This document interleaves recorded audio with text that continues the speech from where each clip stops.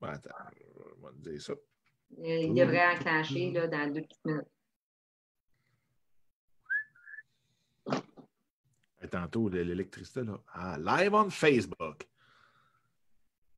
Hello. So today, it's going to be... J'ai toujours de la misère à savoir où regarder, la webcam ou non. Facebook Live. On est en direct Facebook. Hein, tu vois bien qu'on est en direct? Oui, Concept de vie est en direct. Bon, ça fonctionne. Aimeriez-vous être entouré, messieurs, de 5 merveilleuses femmes? Hein? Dominique, t'es un choyé? Hein? Ah. Bonjour, bienvenue à mon émission, à mon entrevue de Pascal Manon. Allô, comment ça va? Ça va super bien toi-même? Oui, effectivement, je suis probablement un des plus gâtés avec 5 femmes à la maison. Wow, mais là, OK, on va expliquer, là, parce que là, il y a des hommes que tu vas rendre jaloux, hein? Pourquoi 5 femmes? Explique-nous ça. J'en ai marié une sur les 5. OK. Et les 4 autres, je l'ai eu avec celle que j'ai mariée. De quel âge les filles? Tu es avec Anne-Marie depuis combien d'années? Ça fait, écoute, ça va faire 18 ans au mois de septembre qu'on est mariés. Wow. Fait que ça fait grosso modo 20 ans qu'on est ensemble. Puis les filles ont 10, 12, 14 et 16 ans. Wow, quand même, hein? Ça, c'est... Hein, parce que ça avait été marquant. La première fois que je t'avais rencontré, Dominique, tu avais dit ça, que je suis entourée de 5 merveilleuses femmes. Puis j'avais trouvé ça fait que c'est pour ça que j'avais le goût de partir l'entrevue comme ça aujourd'hui. Je trouvais ça le fun, hein? Ça pique un peu la curiosité. Ben oui. Aujourd'hui, j'aimerais ça qu'on connaisse un peu plus Dominique Scott dans ton volet travailleur autonome, mais aussi dans le volet un peu qu'est-ce qu'on a déjà fait ensemble. Hein? On va titiller un peu les gens qui sont en direct avec nous. Et aussi le volet académie. Il va y avoir comme 3 volets à notre entrevue aujourd'hui. Dominique Scott, hein, comme tu dis, tu es père de 4 merveilleuses filles. Oui. C'est qui, lui, Dominique Scott? À part d'être un chemin de vie, que tu as tout le temps plein de projets, plein d'idées dans ta tête, j'aimerais ça que tu nous dises qui tu es en tant qu'entrepreneur. Bien, écoute, l'entrepreneuriat, là, je suis tombé quand même assez, je dirais assez tard. C'est parce que, chez nous, l'entrepreneuriat, on était très, très, très, très loin de ça. Donc, mais quand je suis arrivé sur le marché du travail, j'ai tout de suite vu que j'étais comme inemployable. Et je me souviens d'une phrase que mon boss avait dit à son supérieur, « À cette heure, c'est toi qui s'occupe de Scott, je ne suis pas capable de le gérer. » Fait que ça a été les dernières phrases qu'un employeur m'a vraiment dit comme tel. Puis après ça, je suis parti en affaires. Puis une des choses sur laquelle je suis tombé, puis j'ai eu plusieurs entreprises. Puis comme tu dis, peut-être que c'est effectivement mon chemin de vie fait en sorte que j'ai eu bien des idées. Donc, j'ai parti tu as beaucoup d'idées aussi, parce que ça fait quand même un bout qu'on se connaît. Hein, juste pour vous mettre dans le contexte, ça fait à peu près 5 ans qu'on se connaît? 5-6 ans qu'on se connaît? Exact, oui. Tu es un entrepreneur par excellence. Tu l'as, la vibe d'entrepreneur. Bien, j'aime beaucoup ça. Et le plus drôle là-dedans, c'est que j'aime l'être moi-même, mais j'aime beaucoup, beaucoup accompagner aussi les entrepreneurs. Fait que dans mes business, ça a souvent été des films, comme j'ai eu une firme de relations publiques, film de relations de développement des affaires aussi. Fait que j'ai travaillé avec 500 entrepreneurs, chefs d'entreprise, autant des multinationales dans le domaine pétrolier, minier, biotechnologique, toute l'équipe, et autant que des travailleurs autonomes. Et une des choses qui m'a marqué aussi beaucoup dans mon cheminement d'entrepreneur, c'est le mentorat. Fait que j'ai été chanceux de tomber là-dessus pratiquement au début de mon parcours, si on veut, là, d'entrepreneur. T'es fait mentorer ou tu as mentoré? Pardon? T'es fait mentorer ou tu as mentoré? Bien, moi, je me suis fait mentorer pendant 12 ans de temps avec 4 mentors différents. Et on va en parler un petit peu tantôt, mais là, j'ai parti une école, donc une académie d'entrepreneuriat pour les jeunes. Et vu que c'est un OBNL, parce que je voulais redonner tout ça à la société, là, à la communauté ici, fait que j'ai parti un OBNL au lieu d'être une Inc. comme telle, comme d'habitude. Et pour ça, j'ai encore aujourd'hui un mentor. Fait que c'est mon 5e mentor. Je dirais que ça a changé ma vie, moi, de mon côté. Fait que c'est pour ça que depuis 6 ans, en plus d'être mentoré, je suis mentor dans le réseau M. Et puis depuis 2 ans, je suis formateur de mentors à travers le Québec pour le réseau M ou le réseau mentorat qui est annoncé aujourd'hui, dans le fond, qui a changé de nom. Donc, on est passé de réseau M à réseau mentorat pour la j'ai pas reçu Fondation de le courriel. l'entrepreneurship du Québec. Parce que moi aussi, je suis mentorée depuis 3 ans grâce au réseau M. Oui, bien, on est une super de belle gang. Puis comme je dis, moi, je suis autant ces deux côtés. Puis on en retire tellement comme mentor. Puis c'est drôle parce que comme mentoré, on en retire beaucoup, beaucoup dans le feu de l'action. Puis Parce comme que, mais tu es un, tu sais, parce que je trouve ça intéressant qu'est-ce que tu dis, mais j'aimerais ça que tu nous dises la différence parce que tu es un coach aussi. C'est quoi la différence entre un mentor et un coach? Parce qu'il y a vraiment une différence à ce niveau-là. Hein. Oui, ben, il y a une grosse différence dans le fond. C'est que le mentor est vraiment là pour accompagner l'entrepreneur du côté plus personnel, donc la personne en arrière de l'entrepreneuriat. Tandis que, puis le coach aussi peut très, très bien faire ça en passant. Sauf qu'on engage un coach parce qu'on a un objectif clair en tête qu'on veut atteindre. Donc, et en même temps, le coach est payé pour atteindre cet objectif-là avec l'entrepreneur. Là où est-ce que ça s'entrecoupe un peu, c'est que souvent, le coach va faire découvrir aussi à l'entrepreneur comment je dirais ça, les outils que l'entrepreneur a pour atteindre l'objectif précis qu'on s'est donné au début quand ils nous ont engagés. Tandis que le mentor, c'est vraiment là que d'une session à l'autre, ça va vraiment être le mentoré qui va gérer la session comme telle. Dans le sens que si ça lui tente de parler de côté personnel pendant une session, puis l'autre session, parler de la business, des RH, de son problème avec quoi que ce soit, ben ça va être ça. Fait que c'est vraiment où est-ce que les deux, c'est sûr que le coaching est un peu varlopé de tout bord, là, mais les deux ont comme prémisse de dire je ne suis pas là pour donner des conseils, mais je suis là pour faire découvrir à l'autre les forces qu'il y a pour atteindre quelque chose. Et Ça dans le part de nous mentorat, à la ben, c'est base. juste qu'on n'a pas d'objectif prédéfini. Là. Mais ça part de nous en tant qu'un.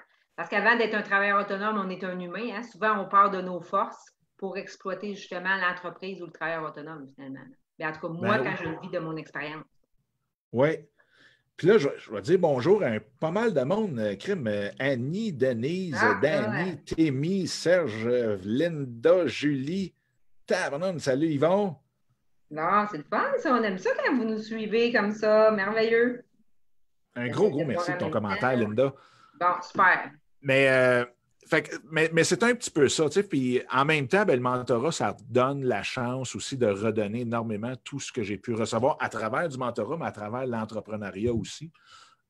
Parce que ça nous a permis, tu vois, c'est drôle parce que chez nous, on a 4 enfants, on a 4 filles. Mais la particularité, c'est que pendant 16 ans de temps en ligne, Anne-Marie puis moi, ma femme, on a travaillé de chez nous. On travaillait de la maison pendant toutes ces années-là, ce qui a fait que c'était drôle parce que c'était les enfants allaient à l'école, puis nous, on restait à la maison, puis on disait, bon, on se revoit ce soir. Fait que c'était particulier, mais on a adoré ça. Je veux dire, on a adoré ça. Puis c'est ce qui a fait aussi qu'on a été capable de partir pendant 1 an à travers les États-Unis dans un motorisé où on a continué à travailler. Oui, ça, c'était vraiment cool, ton parcours. Pour vrai, là, oui. Ça a été, hein, tu as enlevé, dans le fond, les filles n'ont pas été à l'école pendant 1 an. C'était l'école à la maison, finalement. Oui, je dirais même une petite. L'école sur la route, qui est un peu différent de l'école à la maison parce que la structure n'est pas facile. Puis c'est drôle parce que c'est là que je me suis dit, est-ce que le système scolaire, tu sais, avant, on était vraiment des parents qu'il fallait vraiment que tu sois malade pour aller à l'école. Et depuis ce voyage-là, je te dirais qu'on était un petit peu plus lousse. Et ce qui m'a apporté aussi à me dire, ben, si j'ai quelque chose à dire ou à faire pour le système scolaire, c'est aussi bien de s'impliquer aussi de ce côté-là. C'est pour ça que depuis 1 an, je fais partie du conseil d'établissement de l'école primaire de la ville ici à Waterloo. C'est une autre façon de te donner. Hein, c'est pour ta petite dernière, ça, finalement. Les deux. Ah, t'en as deux au primaire, 2 au secondaire. Exact. Mais Dominique, en même temps, c'est juste, tu sais, tant qu'à chialer, c'est comme, on est aussi bien d'aller voir à l'intérieur comment ça se passe et tout. C'est super intéressant, c'est une très belle gang, mais c'est ça, c'est le fun. Encore là, c'est un moyen de donner du temps dans la communauté puis dans la société pour essayer le moindrement, au pire des cas, de se donner le droit de chialer. C'est vrai. Et d'améliorer les choses. Et moi, là, quand je regarde ici par rapport à ton chemin de vie 1, hein, les 3 forces du chemin de vie 1, le leadership, l'indépendance et la confiance en soi. On s'entend-tu que, Dominique, pour le nombre d'années que je te connais, hein, tu es vraiment un homme à ce niveau-là, que tu dégages la confiance, que tu as confiance en toi, que tu as un plein potentiel. Qu'est-ce que tu pourrais dire à nos auditeurs que c'est des 1? Souvent, les 1, hein, votre gros défi, c'est un excès de confiance ou pas assez de confiance. Mais moi, j'en ai beaucoup de 1 qui me suivent, justement par rapport que la solidité en lien avec la numérologie. Mais qu'est-ce que tu pourrais dire à eux, les 1 qui nous suivent, qui ont de la difficulté à avoir confiance en leur plein potentiel? Bien, moi, je vais te dire, c'est drôle, hein? Si je regarde, je retourne là, à 18 ans, là, grosso modo, dans ces années-là, là, j'étais gêné de répondre au téléphone. Okay? Donc, le téléphone sonnait, là, puis je me mettais une bouchée dans la bouche ou je partais aux toilettes, je faisais n'importe quoi pour ne pas répondre au téléphone. Puis écoute, on parle au téléphone. Là. Et quand je parlais en public, la voix tremblait là, parce que tu te laisses en dessin. Donc, j'ai eu une pause où est-ce que j'étais vraiment, là, je te dirais, en bas. Et j'aurais tellement voulu être sur un stage, être sur une scène, de parler en public, puis tout. Puis je sais, là, ça va être le plus gros cliché du 30 minutes qu'on va être ensemble. Là. Mais ça reste que le seul conseil, c'est saute sa scène. Puis, je vais te dire, une des premières scènes que j'ai faites, c'était un de mes chums qui était président du chapitre de Montréal de l'Association des conférenciers professionnels du Canada. Il me semble que c'était CAPS. Là. En tout cas, c'est ça, CAPS. Puis, il me dit, hey, tu devrais vraiment aller. On a un genre d'événement où est-ce que tu peux aller sur la scène pendant 5 minutes, puis tu parles d'un sujet que ça te tente, c'est juste 5 minutes, il y a 3 juges sur la scène, puis ils vont te dire tes défauts, puis tout, puis il ne faut pas que tu t'en fasses. De toute façon, c'est tout du monde qui ne connaisse pas trop ça. Finalement, j'arrive là-bas, ma présence. C'est pas évident là, quand tu te fais dire tes défauts. Là. Bien, le plus drôle, c'est que je suis arrivé là-bas, puis là, j'ai dit à madame, je dis, bon, ben, écoutez, j'ai la carte, j'ai ma carte avec, pas ma carte, ma clé USB avec ma présentation, puis là, elle me regarde, puis elle fait, il n'y a pas d'écran ici, là, il n'y a pas pas de présentation, là. Ah, OK, cool. Puis là, je regarde dans la salle, on est à peu près une centaine, puis en faisant le tour, c'est tout du monde qui gagne leur vie en faisant des conférences. Moi, je n'ai jamais monté sur un stage. Fait que, et finalement, j'ai dit, hey, de la chenoute, je suis rendu ici parce qu'elle a dit, ben écoute, je comprends que tu t'es mal fait informer. Tu pourrais quitter si tu veux, puis ça ne sera pas plus grave que ça, tu sais. Et j'ai juste décidé de sauter. Tu sais, quand des fois, tu es sur le bord d'une falaise, tu tripes, tu dis, ah, je saute en bas, puis bingo. L'adrénaline que ça te donne, c'est exactement ça que j'ai fait. Écoute, ça a été une des places où est-ce que j'ai eu le plus de fun. Puis même que la scène, si on ramène un peu, c'est sur la scène, toi, que c'est ça qui t'a permis, dans le fond, de OK, tu te retrouves tout seul sur la scène, tu n'as plus le choix, où tu penses finalement. C'est de se mettre dans une position où tu n'as pas le choix de sauter en bas de la falaise, dans le fond. Puis après ça, ben, l'adrénaline que ça te donne, c'est ça qui est plus haut que la peur d'être là. Puis un peu comme Norman Brathwaite qui vomissait avant chacune de ses apparitions à la télévision, je peux te garantir qu'à toutes les fois avant que je saute sur un stage, je deviens comme qu'est-ce que j'ai fait là? Pourquoi j'ai accepté ça? Mais j'ai eu des trucs, par contre, que j'ai essayé dans la dernière année qui ont fonctionné terriblement bien. Puis c'est d'écouter pendant le 5-10 minutes avant que le monde arrive, tu te mets dans la salle, tu écoutes des tunes comme AC/DC ou des grosses tunes à côté. Là. Ouais. Puis tu regardes le monde rentrer dans la salle, puis là, tu es tellement craqué. Fait que, tu sais, il y a des trucs comme ça, mais le truc principal, c'est faut que tu arrives sur la scène. Fait que c'est la même chose pour la confiance. C'est ton expérience que quand tu disais être sur la scène et tout ça, parce que moi, je le vis depuis 2 ans. Je donne des conférences à des gens d'affaires en lien avec la numérologie. Et j'ai eu la chance d'être sur le stage, justement. Puis, je vais te dire, quand tu as de l'interaction avec les gens ou quand tu es le spot, là, c'est vraiment, vraiment d'autres choses. Hein, on va se le dire. Là, j'avais fait avec l'art de la conférence, je ne sais pas si tu connais. Oui. Apprendre à bien s'exprimer et tout ça. Et de là, C'est comme si ça l'a vraiment fait quelque chose à l'intérieur de moi. Ça l'a émergé mes forces. Je savais déjà que j'avais une force en lien avec la communication, mais ça a été émergé des forces. C'est pour ça que j'ai décidé aussi de faire des directs Facebook, parce que j'aime ça, l'interaction, puis de jaser. Puis, au début, j'avais le trac, puis là, à cette heure, ça va bien. Là. Ben, c'est ça. Comme dirait Marco dans les commentaires, là, just do it. Fait que, puis, ce qui est drôle, c'est que c'est comme un. C'est un catch-22 qu'on dit en très bon français. C'est que la confiance vient avec l'action. Et souvent, ce qui arrive, c'est qu'on ne prend pas d'action parce qu'on n'a pas confiance. Fait que, ce que je dis souvent à mes clients, c'est essayez pas tout d'un coup de changer votre vie avec une action du jour au lendemain. Allez-y avec des petites choses au quotidien, puis bâtissez comme ça au fur et à mesure. Fait que tu n'es peut-être pas obligé de sauter sur une scène devant 300 personnes du premier coup, mais de faire un live comme ça, ben bingo, tu sais, je veux dire, d'être devant juste un minimum de public, tant mieux. Et l'autre affaire, veut pas, c'est d'être hyper préparé. Ça, c'est l'autre grosse affaire. Je veux dire, quand j'ai débuté mon podcast, en 2000... on en parle de ton podcast d'exception. Ben, tu vois, en 2012, ça aussi, j'ai travaillé beaucoup ma confiance, dans le fond, parce que j'ai été capable d'interviewer du monde que les autres pensaient peut-être inatteignable, que ce soit des super vedettes américaines dans le domaine de l'entrepreneuriat, que les grandes vedettes du Québec aussi. Puis, une des façons comment je dirais ça, que je m'en suis sorti très bien, c'est d'être hyper préparé. Fait que, tu sais, souvent, une conférence ou une entrevue, ben, il faut que tu connaisses tellement bien ton sujet. Je me souviens quand j'avais invité Daniel Henkel sur mon show, j'avais lu 2 fois son livre. Tu sais, pour être sûr que quand je parle puis je pose une question, ça fait du sens.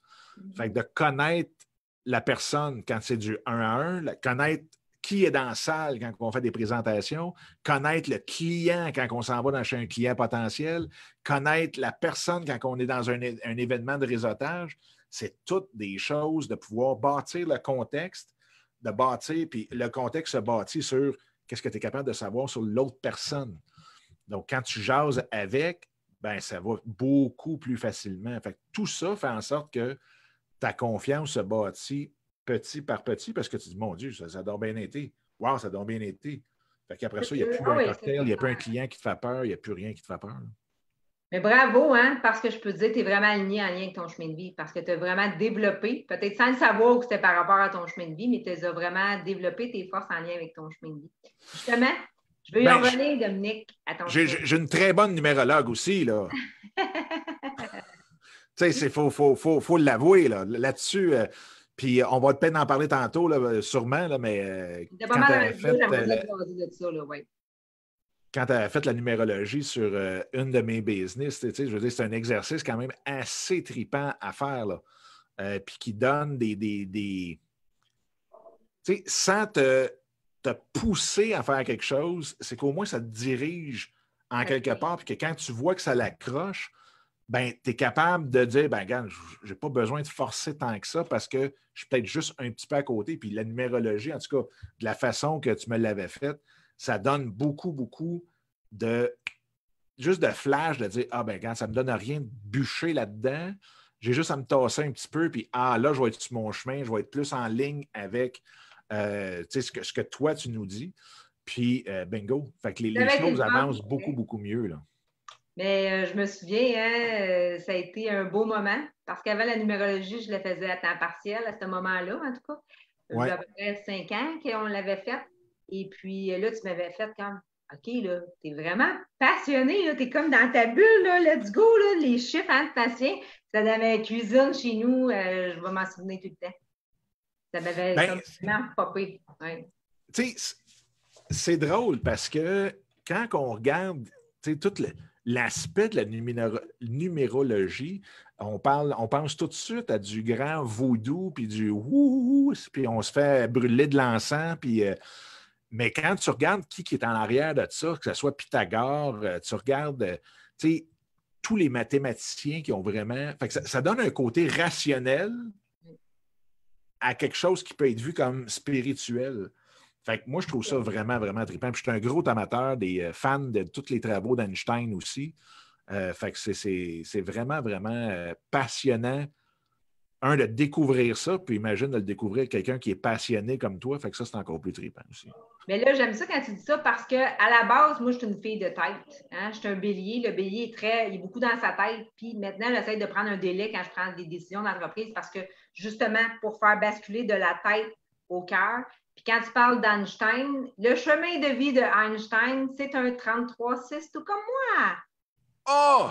Oh, yes! Je pensais que tu étais pour dire comme moi, puis là, j'aurais été fier, j'aurais capoté, mais là, c'est comme toi, chanceuse. Comme moi, mais comme toi, il y a Steve Jobs, que c'est un chemin de vie 1, Calvin Klein, que c'est un chemin de vie 1. Tu sais, c'est des gens quand même qui se sont démarqués professionnellement parlant. Vraiment, vraiment beaucoup. Ouais, mais c'est drôle que tu me dises ça parce que j'aime ça penser que je suis complètement le contraire de Steve Jobs. Mais j'aimerais ça avoir son compte de banque, là, mais c'était quelqu'un de tellement non communautaire, puis non, je ne redonne pas à la communauté. Ça, c'est un bout qui m'a fait un peu buzzer dans sa biographie. Plus au niveau de la conception, la création, tu sais, je prends juste un exemple du chemin de vie 33, tu sais, que je parlais, que ça vient de... Einstein, il a le même chemin de vie, mais mon grand-père, son chemin de vie, c'est un 33-6 et il a créé une entreprise dans les années 1960, puis l'entreprise existe encore aujourd'hui. Tu la connais probablement, c'est Taxi 3000 à Granby. C'est mon grand-père qui est parti ça à l'époque, qui est parti de la Beauce, puis c'est venu s'implanter à Granby, qui est parti un taxi, puis qu'aujourd'hui, ça existe encore. Fait que, c'est le côté très avant-gardiste aussi. Le 1, le 7, le 33, c'est des nombres beaucoup au niveau avant-gardiste, hein, qu'on a besoin de faire aussi une différence. Dominique, ça va, hein, quand on est en bonne compagnie, ça passe tout le temps vite, puis j'aimerais vraiment... C'est fou, hein? C'est fou quand même, ça fait déjà 20 minutes. Ça va vite, oui. Puis j'aimerais ça que tu nous parles de ton volet. Hein? C'est un nouveau volet. Tu as travaillé très, très fort. Tu as mis beaucoup d'énergie sur l'académie. Ben, écoute, c'est encore un trip que j'ai eu il y a environ 12 ans parce que dans les 12-13 dernières années, j'ai fait beaucoup, beaucoup d'écoles pour parler avec les jeunes, surtout ceux en difficulté, avec les jeunes de persévérance, mais d'entrepreneuriat aussi. Parce que souvent, puis je me souviendrai toujours, écoute, il y avait une classe dans Montréal-Nord, comment ça s'appelait? Henri Bourassa, me semble, l'école là-bas. Et la classe, écoute, c'était comme dans les films, là. Fait que le joint dessiné sur le tableau, les bureaux tout croche, 3 professeurs dans la classe au cas où que ça dégénère. Et c'était une de mes premières présences dans une classe comme ça. Et pour faire une histoire courte, là, parce que là, il faut pas que ça dure 20 minutes. Mais tout ça pour dire qu'on avait parlé pendant une vingtaine de minutes à peu près. Puis les jeunes, ça avait super bien été, mais ça restait des jeunes en grande difficulté, pareil comme dans les films. Il y en a un qui me disait « Chris, t'es donc bien game d'être ici. » Puis bon. Puis quand je suis venu pour partir, parce que je me suis dit « Bon, ben, écoute, là, c'est correct. Là, on a fait le tour des questions, puis toute la quête. Puis j'étais prêt à partir. » Il y a une fille qui s'est levée dans la classe et elle dit « Hey, wow, t'as minute, pars pas de même, toi, là. » Elle dit « Toi, as-tu des questions pour nous autres? » Parce que tout le long, c'était eux qui m'avaient posé des questions. Puis là, elle qui me dit « Toi, as-tu des questions pour nous autres? » Et là, ça a fait que vraiment, j'ai un avant et après cette fille-là dans ma vie. Parce qu'après ça, j'ai dit « Oui, j'en ai juste une. Je veux savoir pourquoi vous vous levez le matin. Hein? » Tu sais, c'était tellement des jeunes qui étaient... Écoute, au secondaire, ils faisaient du temps. Là. Ça avait de l'air d'une prison, premièrement, l'établissement comme tel, là, mais les jeunes faisaient du temps. Là. J'ai dit, qu'est-ce que vous faites? C'est quoi qui vous allume? Il y a quelque chose en quelque part, vous avez une flamme, parlez-moi-en. Fait que là, j'avais fait le tour de chacun des élèves. Et je te le jure, le talent qu'il y avait là-dedans, les yeux gros de même, parce que j'ai eu l'impression que j'étais le premier dans leur vie à leur demander qu'est-ce que tu aimes dans la vie? Wow. Et pour chaque passion qu'ils m'ont donnée, je les ai donné 2 à 3 idées de business qui pouvaient partir le lendemain matin. Fait qu'eux, là, ils partaient de... Ça fait 10 ans que je suis à l'école, je me fais traiter de pourri, que je ne ferai jamais rien dans la vie, j'ai 17 ans, je suis en secondaire 3, puis ça va mal, tout croche. Que je tripe sur quelque chose, Puis demain matin, je peux partir une business, avoir un impact, faire quelque chose de ma vie, puis de triper autant que celui qui a un PhD. Fait que, écoute, après ça, j'ai tout le temps... partir de l'académie, c'est en lien avec par rapport que tu aimes redonner aux jeunes, justement, qui n'ont peut-être pas de passion puis qui ne savent pas c'est quoi leur raison d'être, leur raison de vivre? Bien, ils savent leur passion. C'est juste qu'elle est étouffée par tu ne feras jamais rien dans ta vie, par tu n'es pas bon à l'école, par un paquet de choses, que ce soit à la maison ou à l'école. Et l'Académie est née de cette idée-là de travailler avec ces jeunes-là. Donc, l'Académie vise les 16 à 25 ans. Et pour emploi, ceux qui n'ont pas fité dans... Hein? Un emploi, qui n'ont pas d'emploi, ça a un lien ou ça n'a pas de lien? Ça ne change absolument rien. Moi, ce que je veux, c'est de développer leur esprit entrepreneurial. Et ensuite de ça, si dans ce paquet-là, il y en a qui veulent se partir en business, on va les aider à se partir en business. Fait que c'est sûr qu'on va tout voir les aspects d'une business, comment se démarrer, où aller chercher son financement, tout ça ensemble, mais comment devenir une excellente personne entrepreneur. Et la compagnie, c'est par des formateurs? On va avoir des formateurs. Il y a des coachs qui sont des entrepreneurs, donc ceux qui ont déjà des business, qui vont venir jaser avec les jeunes dans toutes les sphères de tous les business. On a déjà, je dirais, présentement, c'est 8 ou 9 entrepreneurs qui veulent venir parler aux jeunes. Fait qu'on fait ça, on est à Waterloo. Puis, c'est vraiment, écoute, c'est un rêve dans le fond. Là. C'est un gros, gros, gros rêve. Puis j'en ai fait une OBNL pour que la communauté, la région puisse se l'approprier, puis qu'en même temps que ça devienne quelque chose de la communauté, pour la communauté. Puis les jeunes qui vont venir à notre école vont signer une entente comme quoi qu'ils vont faire 5 heures de bénévolat par mois. Donc, on va redonner à la société. La société va être impliquée dans l'académie. Il peut y avoir des entreprises qui vont parrainer les jeunes aussi pour leur inscription. Donc, les jeunes vont pouvoir aller faire peut-être du bénévolat et être payés par eux aussi, qui vont payer leur inscription et tout le kit. Donc, c'est un tout. C'est vraiment, vraiment un tout. Tu as des idées. Dominique, tu as tellement... Tu as tellement des bonnes idées pour vrai. Tu es une ressource, hein? Tu es une ressource, tu as full d'idées. Je trouve ça le fun. Les gens, s'ils veulent te suivre, hein, on va mettre aussi les liens. Tu as pris à un moment donné une petite pause sur les réseaux sociaux. Oui. Là, avant l'émission, on s'est jasé un petit peu, puis tu me disais que le podcast avait recommencé, hein, parce que tu as été très actif. Tu as été un des premiers avec ton chum Marco Bernard, justement, avec l'accélérateur, hein, oui. Par rapport au podcast, justement. Leader d'exception, hein, tu étais rendu la dernière fois, j'ai checké ça hier, c'est drôle. Puis là, tu me dis tout à l'heure, j'ai recommencé à faire des émissions parce que j'aimais beaucoup t'écouter. Tu étais rendu à 177 émissions avec Leader d'exception. C'est quand même, wow, chapeau. Là. Ben, oui, en tout, c'est le 178e épisode qui inclut En affaires avec passion et Leader d'exception parce que un est la suite de l'autre. Okay. Dans la portion Leader d'exception, j'ai fait le 106e épisode tantôt. Puis c'est drôle parce que Marco est dans le groupe, il vient de mettre le lien là, de l'académie dans le groupe. Un gros merci, Marco.